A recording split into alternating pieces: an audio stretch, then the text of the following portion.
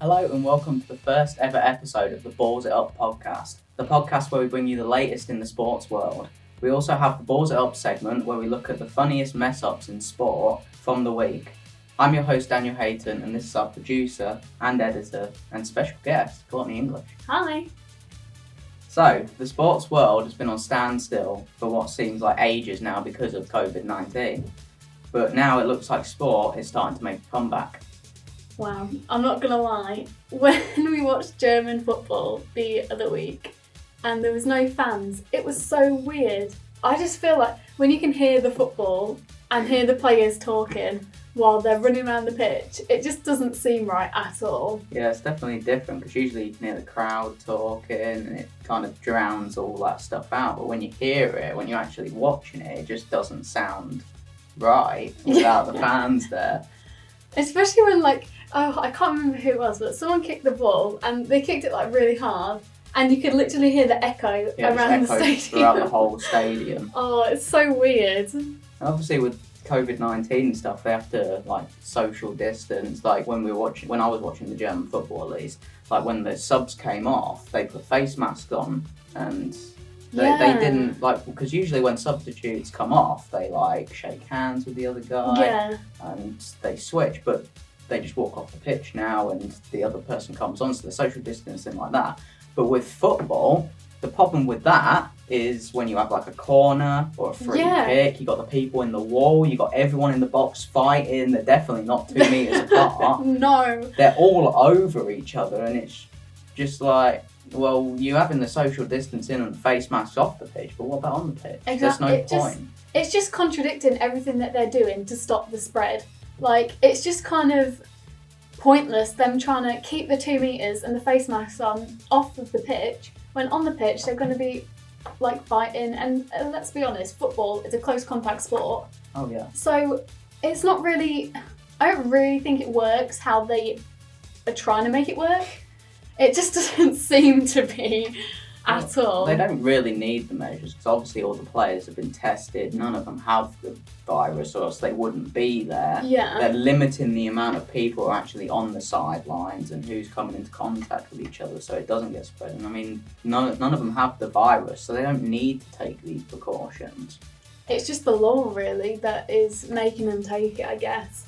I feel like the only way that they could take out the measures is if they said that all the players were gonna stay in an area and they weren't gonna go out, if that makes sense. Because aren't they doing that with other sports where they have to stay in that area? They're not allowed to leave the area where they're going to be playing or whatever. I don't know if they're allowed to leave the area or not, but in America with the NBA and the MLS out there, they are doing it all in the Disney World Resort in Orlando. Where all the teams and all the players, the staff, they stay in the resort. They play all their games in the resort, all the practices and friendly matches and whatever.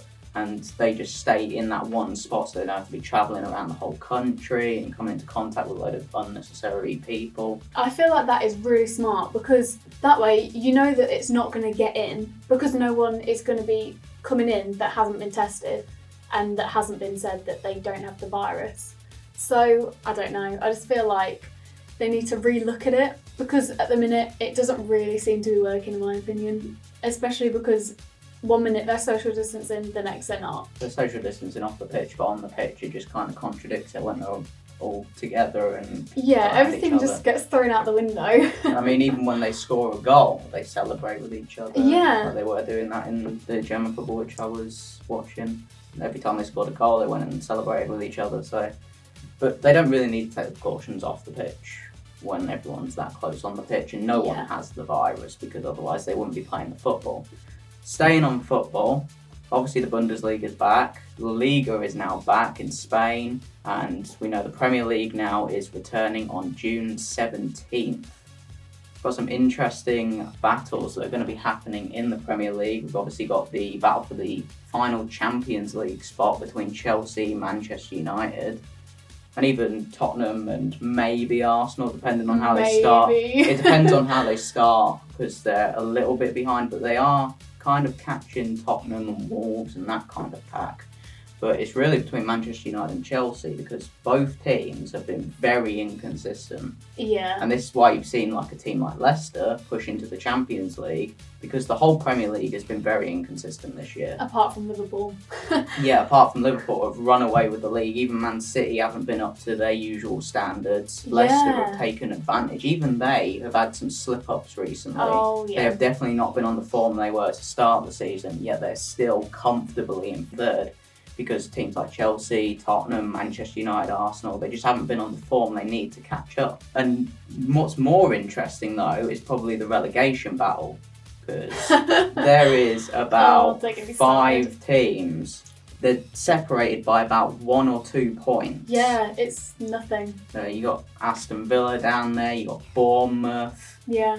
And it's really close. Like, obviously Norwich are gone. I think they know they're gone. We saw that in the transfer window. They didn't push too hard to like spend all their money.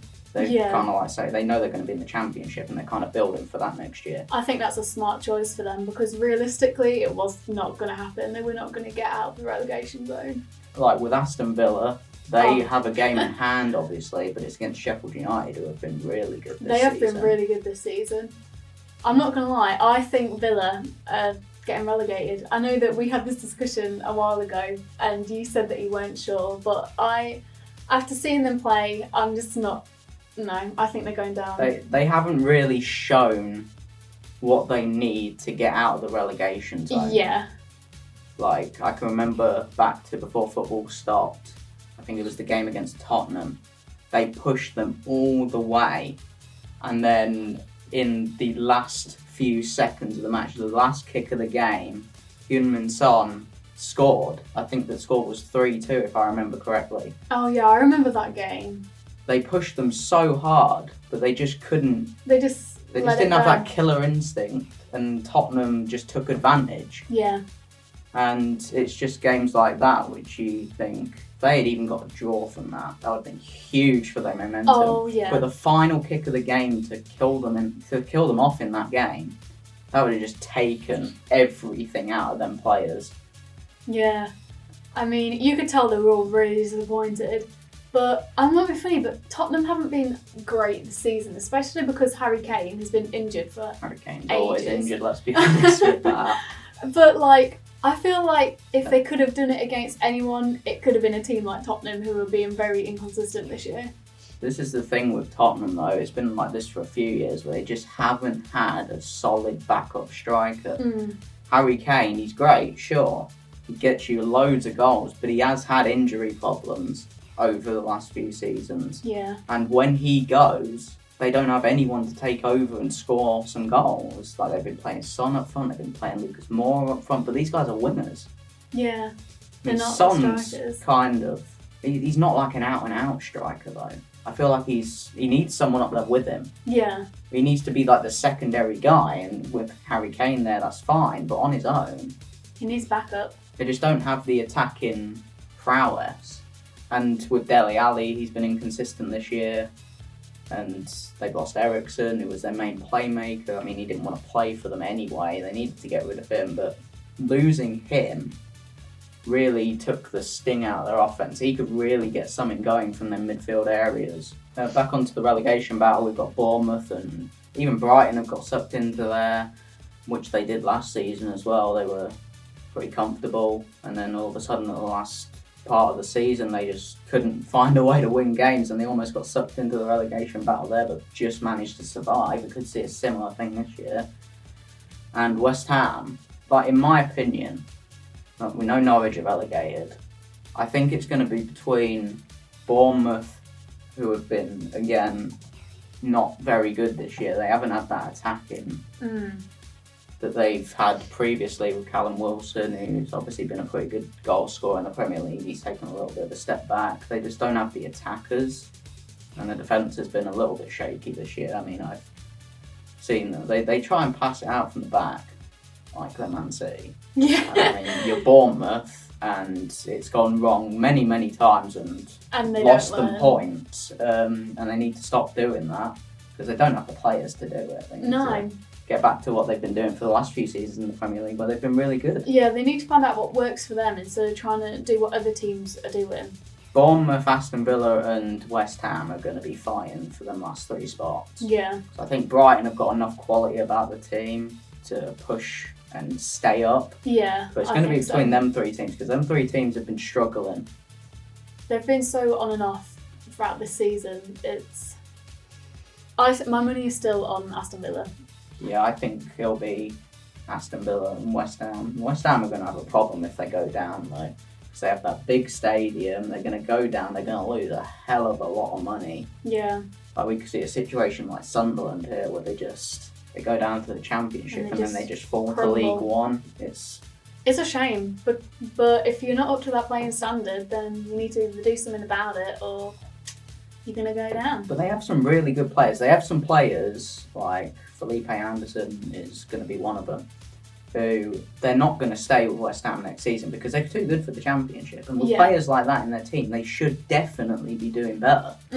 So they're really going to struggle if they go down. They need to find some form quickly. That's going to be the main thing when the Premier League restarts. Teams are going to need to find their form really quickly. Especially teams that are in them battles like Chelsea, Man United, Arsenal, Tottenham, and then the relegation teams. They're going to need to get off to a quick start. I mean, these players haven't played in a competitive match for months now. Yeah, surely they're going to be a bit rusty. They're playing friendlies now, sure, but it's not the same. And it's going to be whoever gets off to the quickest start. Yeah. Now with Chelsea, in my opinion, this is because of their transfer ban. Obviously, they didn't spend any money when they had the transfer ban, and every other team did. So they've saved their money, and now they've gone out and bought Timo Werner, who's been absolutely tearing up the Bundesliga for RB Leipzig. He's going for, I believe, his release clause of 52 million. About there anyway, but the move has currently been delayed due to COVID-19 because they can't do the medical, but they are expecting to complete the deal this weekend. And that's going to be a massive transfer. Hopefully he does work out into the Premier League, because we have seen like players making that step to the Premier League. Yeah. It's a lot harder than every other league. It's a faster paced league, there's higher quality teams. It might take him a while to get settled, but if he can, he's shown that he can be a very good player. Yeah. Especially in this young Chelsea team, because they're building around these youngsters. I think that is so smart. Like, they might not be winning right now or for a couple of years, but I think when all these players get comfortable with the competition, I think that they really are going to do well. Oh, definitely, because they've had some inconsistencies, but that's to be expected from a team that has gone from having Champions League quality players to moving back to the youngsters. And these youngsters, Tammy Abraham, Mason Mount, they've only played Championship level football. They've never had, this is their first season in the Premier League. You can't expect them players to move straight into a Champions League team and play at that quality consistency. They have shown that quality at times, which is very good, but they've been inconsistent. And then you have players like Giroud and Pedro, who have been in Chelsea for a few years now, and even Azpilicueta, who's the captain. They're a bit older, they're more experienced. Yeah. They look better consistently, but they don't have that quality that these youngsters are showing. Yeah. And hopefully the young ones can learn from the experienced ones. And that was my one big thing in January, because Chelsea were in for Dries Mertens, who is he plays for Napoli in the Serie A, and he's been a very good player for a few years. It would have been nice to get him to really push the youngsters to keep performing on a consistent basis. And they didn't manage to get him, obviously, but now they've got Werner. They're bringing quality, and they've got Ziyech as well from Ajax, who, again, remains to be seen if he can do it in the Premier League, but he's got all the quality about him. And Chelsea are really pushing at a time where teams are going to struggle to find the money to really improve their squads because of the money that is being lost due to COVID. I'm not going to lie, when Chelsea really confused me in the transfer window, because obviously they did the whole thing about getting the transfer ban lifted, and then they didn't do anything with it. Yeah, that was quite disappointing. I was so confused. I had no idea what the hell they were doing. They were definitely going for players. Obviously, Mertens, they were going for Cavani from PSG, and they were looking to move Giroud on, but he ended up staying because they couldn't get any of these players. Like, they weren't. It's not like they weren't trying; they just couldn't get them to come. But yeah, it was disappointing that they didn't do anything, having their transfer ban lifted early for kind of no reason. It just seemed like a bit of a waste. But one player I want to talk about right now is an interesting one, Philippe Coutinho, former Liverpool player, then moved on to Barcelona, and he didn't have the best time at Barcelona, moved on to Bayern Munich in the Bundesliga on loan. They have now said that they do not want to pick up his option to buy. So Coutinho's in this situation where he could be on his fourth team in recent years, because obviously he moved on from Liverpool. He moved on to Barcelona for big money too, and they're probably going to lose a lot of money on him. I think it was way in excess of 100 million. And it's just not worked out, and we've got Premier League teams going in for him, Chelsea are in for him, and I think even Leicester were trying to get him at some point, but it looks like he might be coming back to the Premier League. But his career has just been on a complete downward spiral since he left Liverpool. Oh dear. I mean, even Liverpool have picked it up since he left. I mean, he was probably their best player when he was there. And he moved on for the big money, and it's just not worked out. And one big thing with, obviously, contracts expire on the 30th of June. Oh, yeah. And with the season starting, players' contracts expiring on the 30th of June, these teams are going to have to work out short-term deals with the players to allow them to play, or else they won't be able to play for them. Yeah. And you've got this situation where everyone's just scrambling to get short-term contracts together. Yeah, in a bit of a panic. But I feel like with the short-term contracts, it kind of shows the teams the future, because if these players are willing to sign short-term contracts, it probably means that they don't want to stay with that team for the next few years, because otherwise at this situation, why wouldn't they just sign longer contracts? Yeah. I mean, maybe they're going to take it to when they're out of contract and see what kind of teams come in and offer for them. Maybe they'll go back to their original teams, but it kind of shows that they're not completely 100% committed to that team. Yeah. And that could be another problem.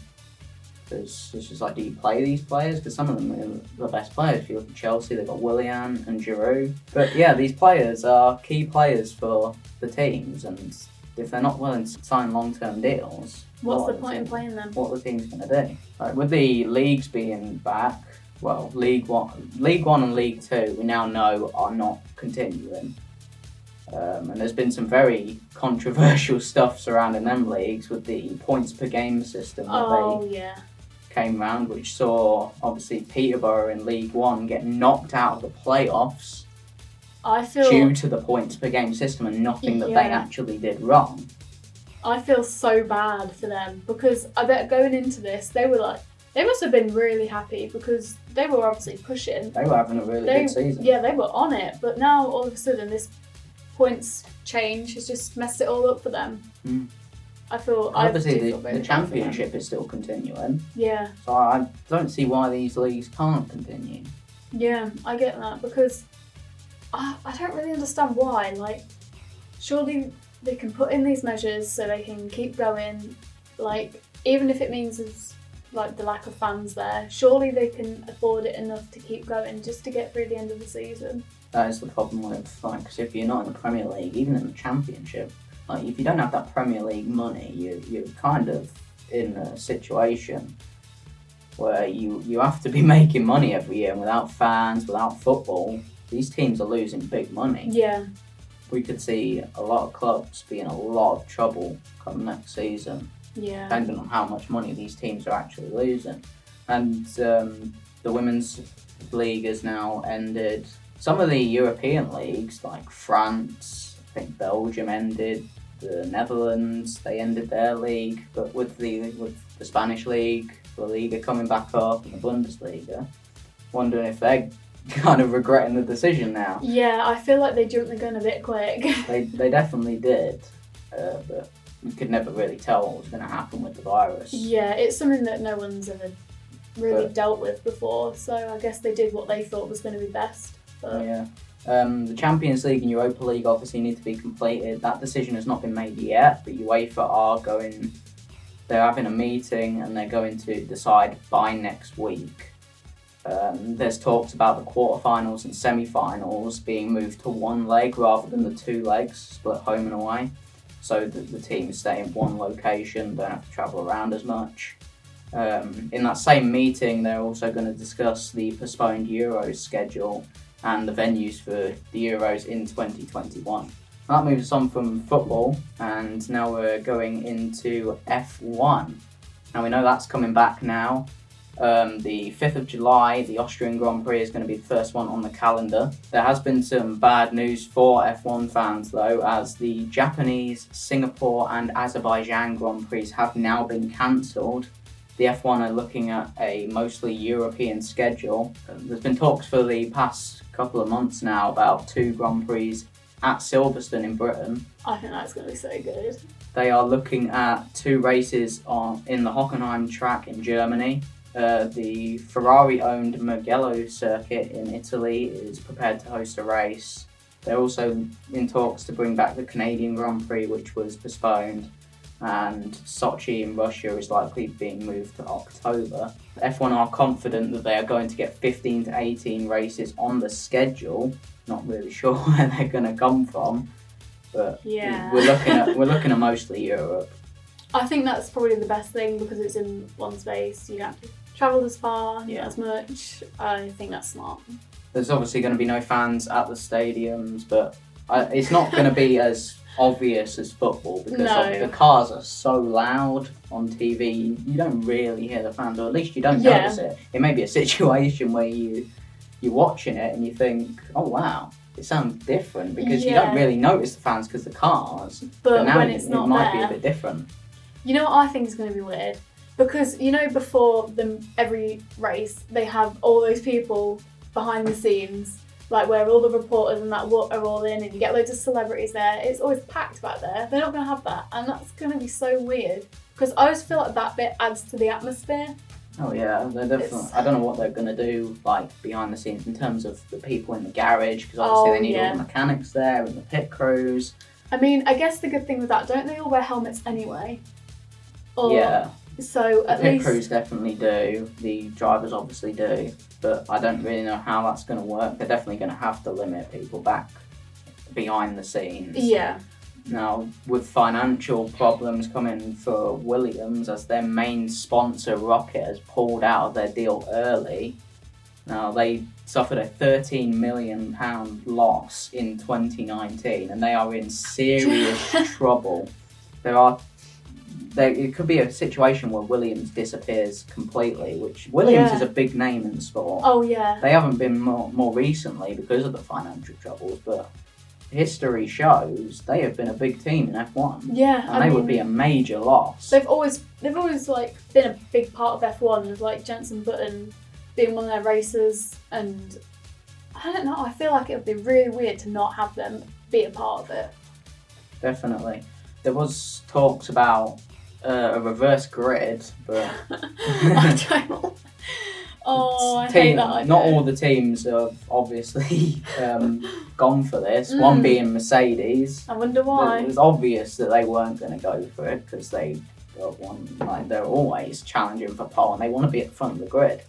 But their reasonings for why they did it are really good, because they said, like, what if a team like Ferrari, for instance, have like engine troubles or component troubles and they can't take part in qualifying? All of a sudden you got Ferrari at the start of the grid. They would start from pole because they wouldn't take part in qualifying. Then you would have a bunch of mid-table teams around them, so you would have like Williams around them and McLaren and stuff like that. Yeah. And they would obviously win the race. Yeah. Because all the like Mercedes and the rest of the big cars, Red Bull and that, would be held up by the mid-table teams. Yeah, they'd just be slowing everyone down. They would be fighting against them because they wouldn't obviously want them to overtake them. There's no blue flags that would make them get out of the way. But that Ferrari on the front of the grid would obviously win the race. They would just get out and it wouldn't be a challenge. I mean, they want I get the reverse grid idea because they want closer racing. I just don't feel like But that is going to work. it's not the right way to go about it. And I don't feel like the racing is... Like, obviously, you do get some races where someone just goes out in front and they win the race. Yeah. But we've had races this year, especially with Leclerc and Verstappen, fighting. They've been really good, really close battles. Some of the best racing I've seen in F1. Yeah. And obviously with Leclerc, we've got to talk about the driver transfers. That they're not happening for this season, but they will start beginning of next season. We've obviously got Vettel leaving Ferrari due to some... They couldn't agree on personal terms. That means money. I'm not sure if it was the money issue because it's Ferrari. They're not exactly lacking money. True, that is true. The way it sounded in his statement was that Ferrari are now all in on Leclerc. They've seen him for a year. Yeah. He's been absolutely great. He's obviously a special talent. He is obviously going to be winning some championships. And they are now, it's obvious that they're going all in on Leclerc, and Vettel didn't want to be number 2. Yeah, I mean, I get that. But with Vettel, he hasn't done it for Ferrari. Yeah, he's not shown that he's the number 1 racer. Like, he's not shown it for Ferrari, he hasn't won anything there. And now Leclerc's coming in his first season for Ferrari, in his second season overall. Is that all he's been in for? Yeah, because he was... He's been so good. Obviously, with Alfa Romeo the year before, and then he's moved straight up into Ferrari to replace Kimi Räikkönen, and he's outperformed Vettel. Yeah, like, Leclerc's easily. looked like the veteran and 4-time world champion. Yeah, not the other way around. And you could kind of see this coming because obviously Vettel was the number 1 driver going into last season, but they've had issues with like team orders. Like we had Vettel and Leclerc crashing into each other in one of the races, taking each other out. Ferrari's been an absolute mess with team orders over the last few years. Yeah. And it's really highlighted it this year. And I just think Vettel's time at Ferrari has come to an end. They've brought in Carlos Sainz from McLaren, who has been really good in the McLaren. He's looking really good. We'll see how he does in a Ferrari, but I think he's going to be a really good number 2 to Leclerc. And with McLaren now having a seat empty, Daniel Ricciardo has moved once again. He moved from Red Bull to Renault, which was a questionable move at the time. And now we're seeing why that was a questionable move, because Renault are just not ready to challenge at all. And we've seen no other team is using their engines now. They are the only team with a Renault engine. Yeah. Teams are moving on because the Renault engines haven't been that good. And Renault were never going to challenge. No. But McLaren, they have been that top mid-table team. They've been the best of the rest, basically. And now with Ricciardo and Lando Norris, they could really maybe give it a push. It's going to be a long shot. Yeah, I think they have a chance of at least getting higher up in the table. Definitely. But it's going to be better for Daniel Ricciardo than it would have been for Renault, because he wouldn't have got anywhere near where he is. We saw it this year. Renault were not challenging McLaren. McLaren have got the better car. They are now moving to Mercedes engines. Like most other people. Well, it's huge, mostly Ferrari and Mercedes at this point. Yeah. But they're moving to Mercedes engines, so that's going to give them a nice power boost, and we'll see what they can do next year. We've got the budget limits that they have set. I'm not 100% sure on the final totals, but I believe it was 145 million for next year, which is the limit they will be able to spend on their cars, and that is going to go down over the next 2 years, so it's going to go down by about 10 million each year, which that will help with the closer racing, because teams like Mercedes and Ferrari won't be able to spend so much on their car that other teams won't be able to. Because let's be honest, they have a lot more money than other teams, and it just doesn't give them a chance to really push. And I feel like this will get closer racing. Yeah, and with Leclerc being number 1 at Ferrari, Verstappen's obviously number 1 at Red Bull. We're definitely seeing the future of F1 here, because Leclerc and Verstappen are going to be here for a long time battling out for championships, and it's really exciting to see. Oh yeah. Now on to your speciality. Yeah. Speedway. Polish Speedway is starting, and I'm not gonna lie, I'm so excited. I've been waiting for this for what feels like ages. It's kind of the same thing as German football though, isn't it?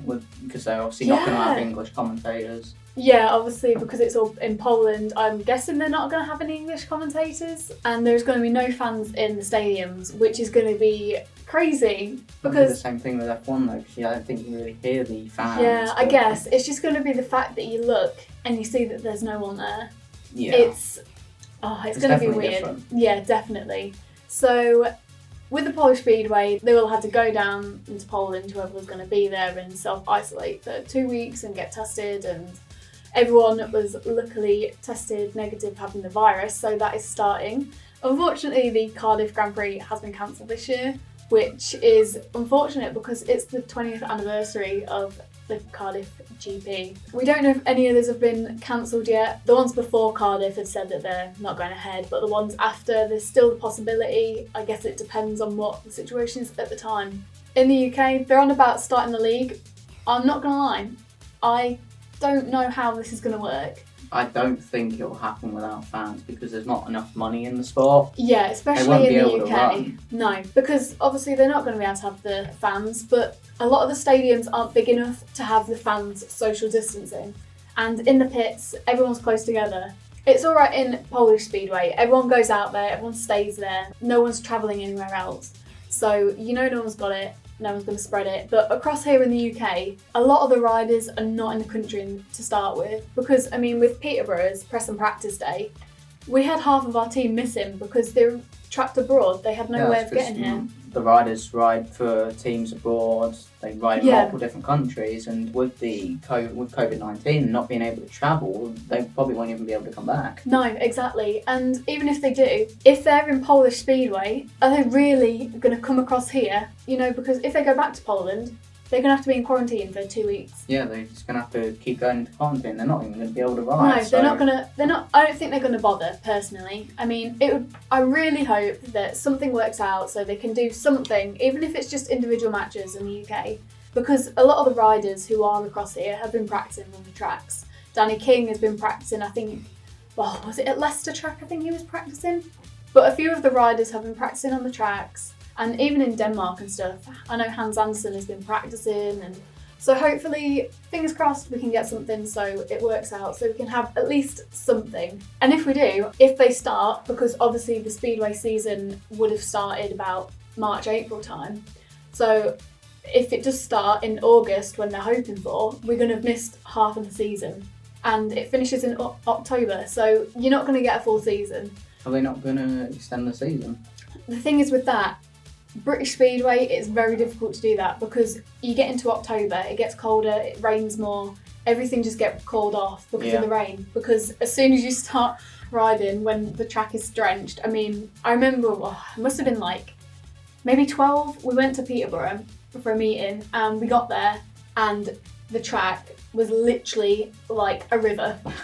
You just can't do it. And you also have the problem with some of the teams like Peterborough not owning their actual grounds. Yeah, that is it. Will they be able to get the permission to ride there in the time outside the season? Exactly. So they were on about linking, this hasn't been official, this is just stuff going on the forums and stuff like that. And personally, I like this idea a lot.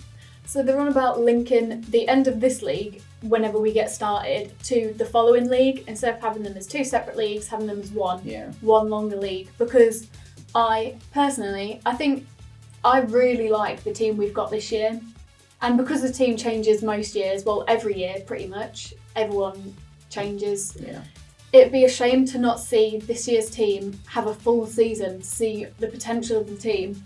So I think making it one big league and having the same team for what bit of this year we're going to get and the whole of next year would be a brilliant idea.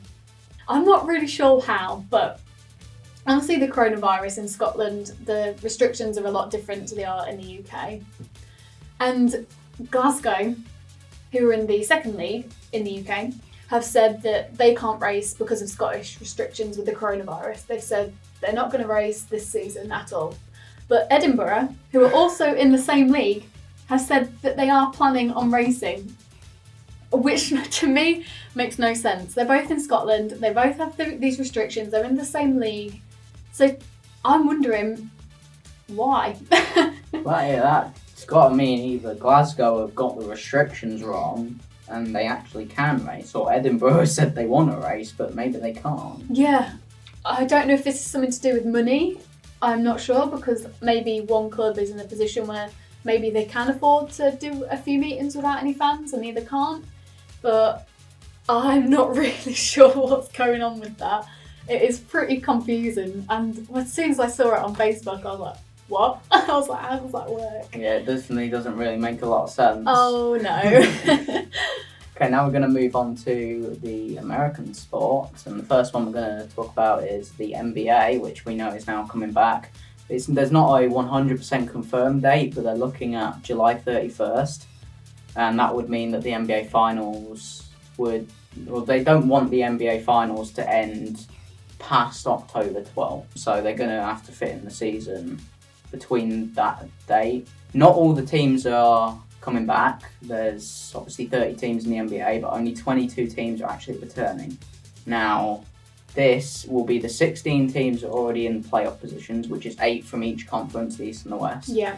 And there will also be 6 teams which are currently 6 or fewer games behind the last playoff seed in each conference. Yeah. And now, with that, there are different amounts of teams coming back from each conference. Yeah. There is more Western Conference teams than Eastern Conference teams, and it's the reason they've done the teams are only 6 games or fewer behind the playoff seeds is because they are only playing 8 games between each teams before the playoffs begin. Now, we spoke earlier about all the games, all the practices, and housing for the players and staff is going to be in the Walt Disney World Resort for the remainder of the season. I love that. The NBA are working with professionals to prevent the spread of COVID-19 and doing regular testing on players. They are looking at a possible tournament for the 8th seed, which would be a best of 2 series, and this would include the 8th seed and the 9th seed, so the team in the last position in the playoffs and the team just below. Now, this would happen if the difference in record between them 2 teams is less than 4 games. If it's more than 4 games, the 8th seed will be locked into the playoffs. Yeah. The playoffs will be traditional setup, nothing's changed about that. I like how this is working. I feel like they're doing what they can to keep the league as normal as possible. I know they've got rid of quite a few teams, but with this, they're giving everyone who has a chance of getting in the playoffs, they're still giving them the chance to push for the playoffs. Well, that's the thing, because the teams that are not coming back are most likely not going to make the playoffs. Yeah, I feel like they've been very realistic about it. So with them teams not being able to make the playoffs, what's the point of them coming and travelling for no reason? Yeah, it's just... They might as well just stay where they are Yeah. and not risk anything. Yeah, definitely. The next season, the 2020-2021 season, will start December 1st if the restart of this season is on the 31st of July. Obviously, whilst the season's been stopped, we've had the Last Dance documentary, which has been very big. It looks over the career of Michael Jordan, arguably the greatest player in the history of baseball, and it focuses... Not baseball, though he did play baseball in the weird career. And we see that. We see his start in the NBA, then we see him move on to baseball. When he retired from the NBA for the first time, he retired quite a lot. He retired to go to baseball, but then he came back, and then it focuses back on that, and it focuses on the Bulls team and how they won their NBA championships, and it's been really big. Taught a lot of people, like obviously new fans who weren't around in the 90s to watch Michael Jordan. I don't even think it's arguable that he's the best player in the history of basketball. Yeah. He won 6 NBA championships. He never lost in the finals. He was absolutely unstoppable. So yeah, it's been really good to see that. Honestly, the documentary, like, I haven't been watching basketball long. I mean, I've only been watching a little bit this last season with you, but this is something I definitely want to look into because I want to start watching it more because I've really enjoyed it. So I feel like this is going to be something good for me who's wanting to get into basketball. Yeah, and it's good that, like, with the documentary being released, there's still been sports to watch because all the big companies like the MLB, for baseball, the NBA, the NFL, even football. There's been loads of old matches on the BBC. I mean, even with Speedway, they're playing replays on YouTube, on the YouTube channel. There's still been lots to watch, and Yeah. it's been great to see that. And with the documentary, that ties straight into that. They've at least been doing something for the fans to keep them occupied, so people don't start going absolutely crazy. Because it's been very weird not having any sports to watch. There's been a lot of days where I've been absolutely bored out of my mind. Yeah, there's just nothing to watch. It's just like, even on TV though, everything is a repeat. Oh yeah, So- there's nothing to watch on TV. No. We need sports back now. Right, now on to the most confusing of the American sports, and probably of all the sports in the world, is baseball, the MLB. They have not announced anything to do with the season restart. Obviously the season would have started in April, May. There's been nothing, absolutely nothing on whether the season's restarting. There's been no news at all on the MLB site. The draft has happened, but that's been it. Yeah, it seems very quiet. And I'm not really sure why. I don't know if they're trying to figure out how they can go ahead with it, but to me, if other sports can do it, then surely they can too. I think they again are worried about there not being any fans there, they're going to lose money. Because I remember seeing a stat, I wish I remembered what it was, because it said how much money teams would actually be losing on average, and it was a hefty amount. Let's just say that. So this season's going to be interesting because we've obviously got Dodgers and Red Sox trade, which Mookie Betts and David Price goes to the Dodgers. That's going to be huge. The Dodgers may be finally looking to actually do something in the playoffs and not just lose. Because obviously they've been to 2 World Series, they lost them, they lost last year to the Nationals. Oh, yeah. They've had arguably the best team for They've the last few years. They've just not shown up to the They've playoffs. just not shown up. That's literally it. So now with Mookie coming in and David Price, both won the World Series with the Red Sox, and both were key parts of that Red Sox World Series, going to help the Dodgers. And the Red Sox, the main part they're getting back of that deal is Alex Verdugo, who is a right fielder to replace Mookie, very young, very good talent, which is to consider that Mookie was on the final year of his deal, no guarantees for the Dodgers to keep him after this year. To get a prospect like that for the Red Sox to build around, that's absolutely great. That's probably the best they could have hoped for. Yeah, you need someone who's got a lot of potential and has. And he plays in the same position as Mookie, so they've gone one for one there. And David Price, great pitcher on his day, but he's been injury prone and he's getting on a bit now. He had a big contract, so the Red Sox they've been wanting to move salary on. They want to get that budget down because I believe they're still they've got the highest payroll in the MLB. They want to get that down hefty. They've got a new general manager that's come in this year who's going to help with that. The former general manager of the Tampa Bay Rays, I believe, and they have obviously got a tiny budget compared to other MLB teams, and the Rays have been very good with it. Yeah, they've used it wisely. Some other major deals, we've obviously got Garrett Cole, who was arguably the best pitcher in the whole of MLB. I know Justin Verlander won the Cy Young, but arguably Garrett Cole should have probably won that award. He was absolutely brilliant for the Astros last year. Couldn't quite get the World Series, but even in the World Series, he was their best pitcher. Oh yeah, he was really good. Like he's completely broken out for the Astros. I mean, before the Astros, he was a solid pitcher. But for the Pirates, he wasn't anything special, and definitely not to the level that he's playing at now.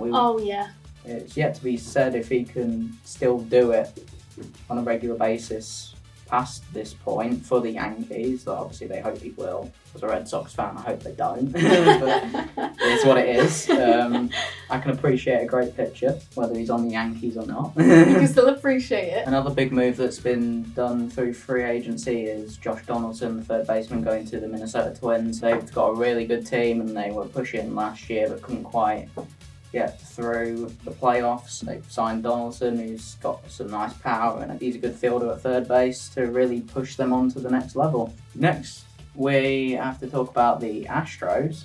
Because they have been a bit naughty. A bit naughty. They have been cheating with their pitch recognition. Basically, they were there were players in the dugout banging on a trash can whenever they knew that I think it was a change-up.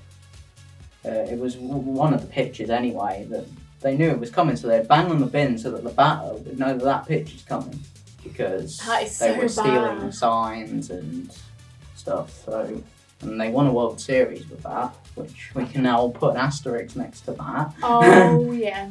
And yeah, that's really not been good. Like, their manager got fired.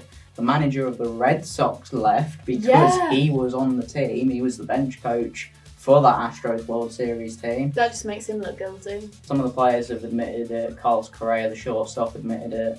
They did say that Jose Altuve was not using it and he got quite mad at the team, but I guess he still let them do it. Yeah, I mean, I guess it depends how much he wouldn't have like a massive say, but I feel like he still should have admitted it, because if you're winning a World Series because you cheated, you're not really winning. It's not like you're the best team. You only won because you cheated. Yeah, it's not good at all. It's a very bad look for the Astros as well. Yeah. Terrible look. Right, now we are going to move on to the NFL. And so this sport hasn't been affected by the virus because the season ended before the virus, and it doesn't start till September. I mean, imagine if the Super Bowl got called off because of the virus. The Super Bowl was very lucky. It was about a month before everything started kicking off. Yeah. But yeah, the NFL, everything's still scheduled like it was planned before to start on the 11th of September. Fingers crossed. Yeah, I don't think this will be affected. There's been no talk of it being affected.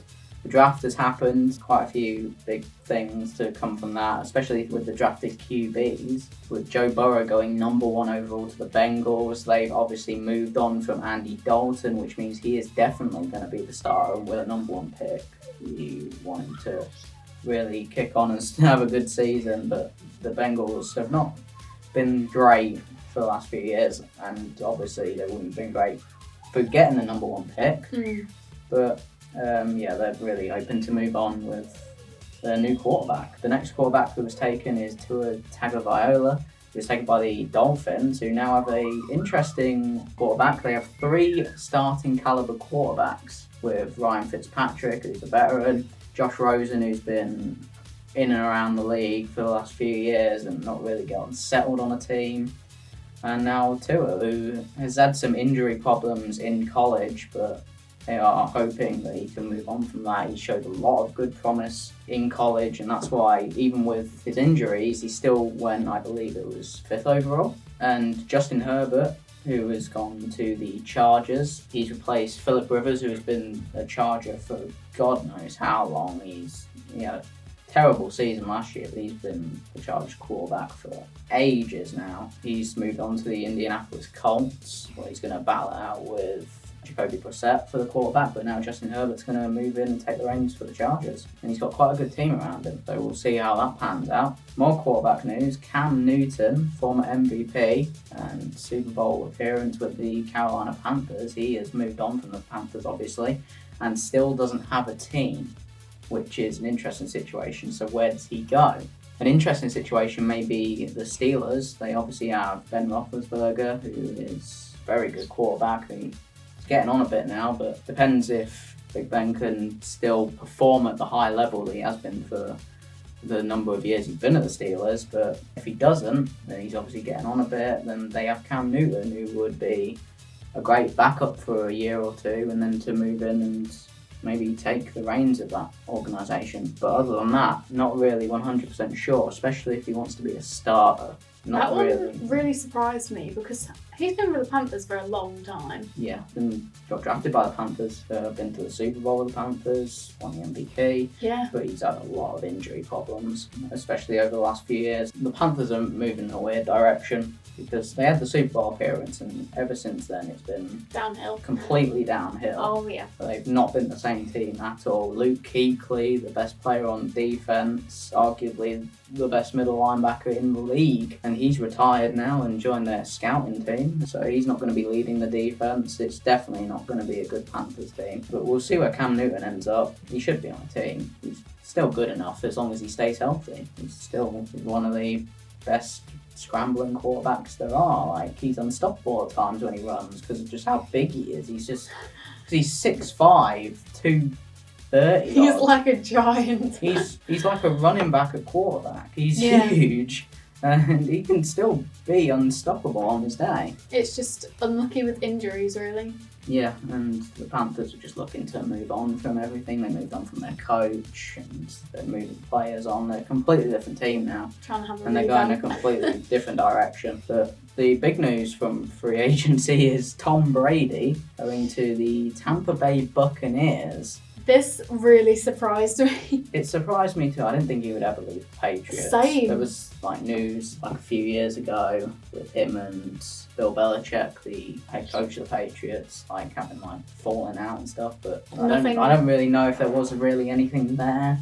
And they still ended up being great. But Tom Brady has decided to move on and go to the Tampa Bay Buccaneers, where he is getting he's been handed a very good offense, let's just say that, with Mike Evans and Chris Godwin, two very good receivers, especially Mike Evans, one of the best receivers in the league, very underrated. And Chris Godwin, obviously young, coming up, and still very good. And they've got Rob Gronkowski, former Patriot, who retired for the last few years, one of the most dominant tight ends, if not the most dominant tight end we've ever seen in the NFL, has come back to join Tom Brady. So we're going to see how that goes. Wow. Because obviously he's been away from the NFL for a few years. We'll see what his fitness is like. But yeah, he's a very good player. And we'll also see what happens to O.J. Howard, the current tight ends on the Buccaneers, who has not really been getting a lot of use out from the Tampa Bay Buccaneers. And now he's probably going to see even less, unfortunately.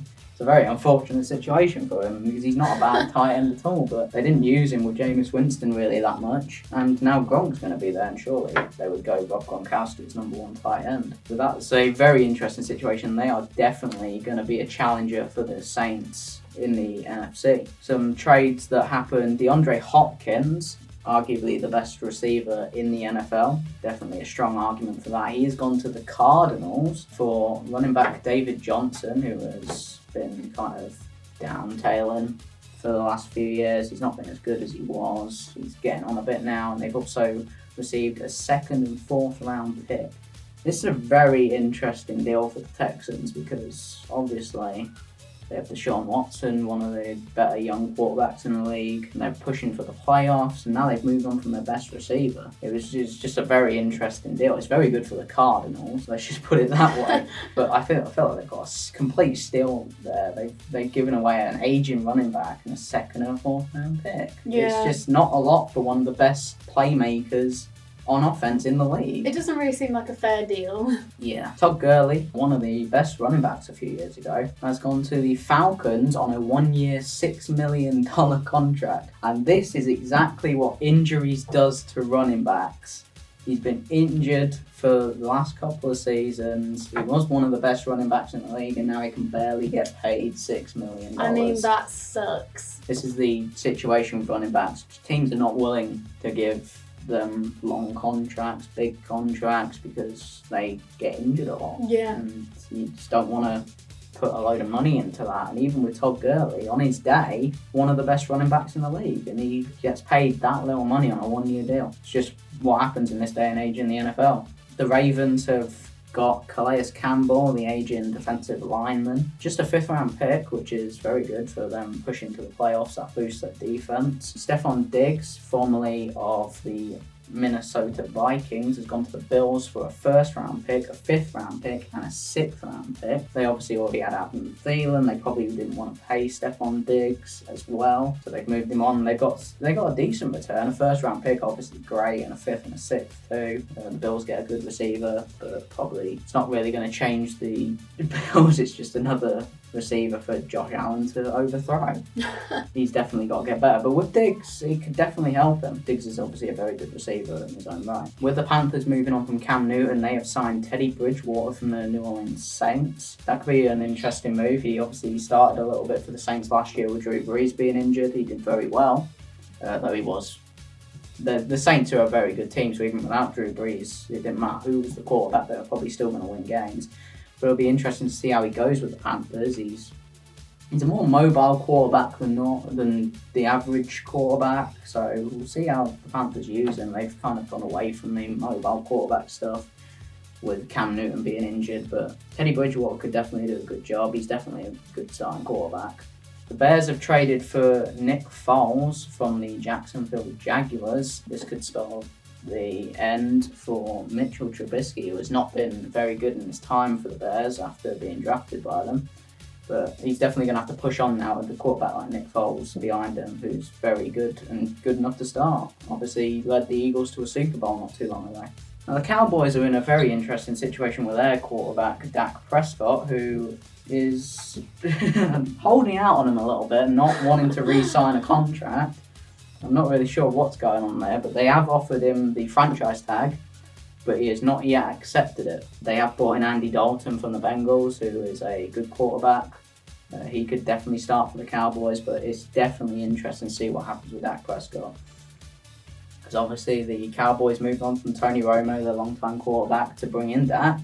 He's had a few years at the Cowboys. He's been good but not great, and now he's kind of holding out on them. But so it's definitely interesting to see what happens there. Melvin Gordon has gone from the Chargers to the Broncos. He is a very good year, and he's a very good running back. He's gone there on a 2-year deal. The Texans have brought in replacements for DeAndre Hopkins. They have got Randall Cobb from the Packers and also Brandon Cooks. But at least they have brought in replacements, but Randall Cobb is a very good receiver. Brandon Cooks is a decent receiver, but I don't think it's to the production levels of DeAndre Hopkins. So it's still definitely an interesting situation. Now, moving up to the special part of the podcast. Obviously, the podcast is named Balls It Up. This is the special Balls It Up segment, where we look at the funniest moments and mess-ups in sports from the week, or in this situation, from the recent future. Because obviously we had a situation in Korea, which was very interesting, because obviously with football not being able to have fans, they have been fined after being accused of placing sex dolls in the stands to add atmosphere during a closed match. They have been fined $81,300 for this. I don't really know what they were thinking. I couldn't believe this when I saw it. It was absolutely hilarious. Yeah, when I saw this, I think you showed me it on Facebook. Yeah. And I thought it was a joke. I thought this was a meme that someone had made up.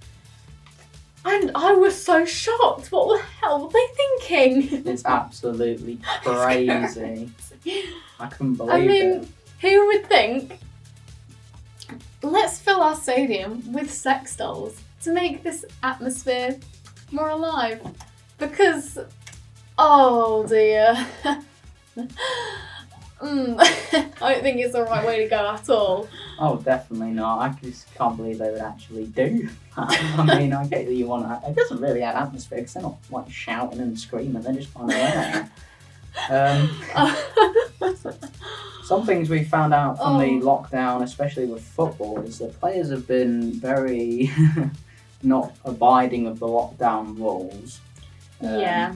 We've had Kyle Walker, Man City right back, who has had multiple lockdown parties that he's had to apologise for. We saw Mason Mount from Chelsea playing football on the beach during lockdown. Dele Alli has made jokes about COVID-19 and has now got a 1-match ban and a £50,000 fine. I don't think 1 match is enough. He definitely needs to grow up. I mean, jokes about this, it's just, I don't really understand. It's not appropriate. It's causing a lot of issues in society, and if he thinks it's funny, then it's, I don't know. I think 1-match ban, not enough. I think he should be banned for a bit longer. Just don't think, his mind's just not in the right place. I mean, this year for Tottenham, he has not been the same player. He's been making jokes. He just doesn't seem like his mind's in the right place, and he's got a fine now. But on to more football. It's mostly football. But we're going to talk about the Bundesliga again with Jadon Sancho, the England international, and his teammate Manuel Akanji have been fined by the German league after photos emerged of them having a haircut in their own respective homes. Now, when I saw this, I thought, that's a little bit harsh. I mean, they're only getting a haircut. I mean, I get it. It's against the rules. I guess You're it not allowed depends to have a haircut.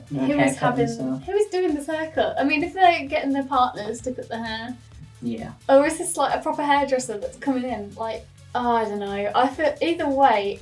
They've been fined because neither the players or the hairdresser was actually wearing any PPE in the pictures. Jadon Sancho said on Twitter that it's an absolute joke. I think it's a little bit harsh. They are breaking the rules, yes, but it's not like they're doing anything crazy. They're just having a haircut. But, I mean... No, I get it. I mean, everyone's hair's a little bit crazy right now. I mean, my hair's way too long. You're not getting an illegal haircut. I really need to have a haircut, but obviously the hairdresser's not open yet. I mean, I feel like I don't think a haircut is a wise thing to do. Yeah. I mean, I get why they've been punished for this because, I mean, normally you think, oh, a haircut. Now, in these times, no, shouldn't be doing it. Yeah. The last part of the Balls Out podcast is going to be in the NFL. Oh, dear. 2 NFL players, DeAndre Baker and Quinton Dunbar, have been arrested for armed robbery.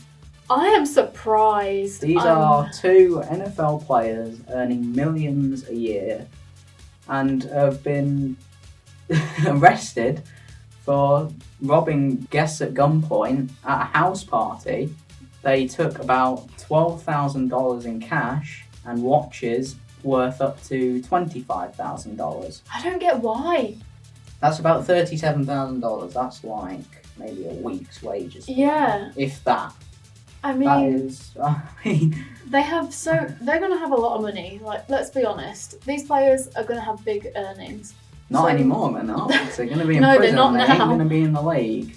Why? DeAndre Baker for the New York Giants is obviously a promising young cornerback.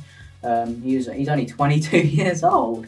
And Quinton Dunbar, who's been, I mean, he's not like an outstanding cornerback. He's like 4th, 5th string. Formerly of the Seattle Seahawks most recently. And they both turned themselves in. So, what were they thinking? Surely they would have thought, you know what, this might not be a good idea. They've just messed up their whole careers. Oh yeah. For what? For a week's wage, if that. But the funny thing is they got their lawyers to say that they have multiple witnesses saying that they didn't do anything. But now they've come out and turned themselves in. So they've just put themselves in a load more. Yeah, that just makes them look really bad. I mean, if you're going to turn yourself in, you don't really want to say that it wasn't you in the first place. Otherwise, it kind of defeats the object of turning a lot of crazy stuff that happens with NFL players, but this is absolutely top of the list. Oh, yeah. Which is absolutely crazy and unnecessary. And with that, we've got to the end of the podcast. Thank you for listening. We'll be back with episode 2 in 2 weeks. In the meantime, you can check out our social media and other content in the description.